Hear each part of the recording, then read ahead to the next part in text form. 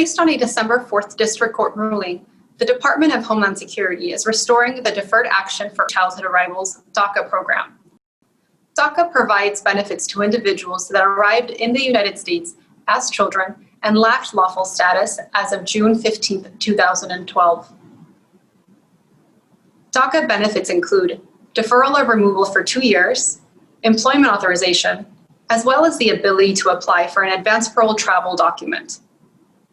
DACA has faced legal challenges, including a 2017 attempt to end the program.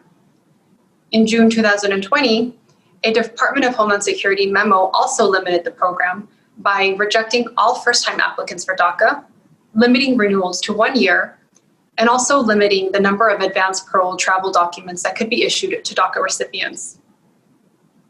Under the current court order, however, the United States Citizenship and Immigration Services is now accepting all first-time applicants for DACA and requests for advanced parole.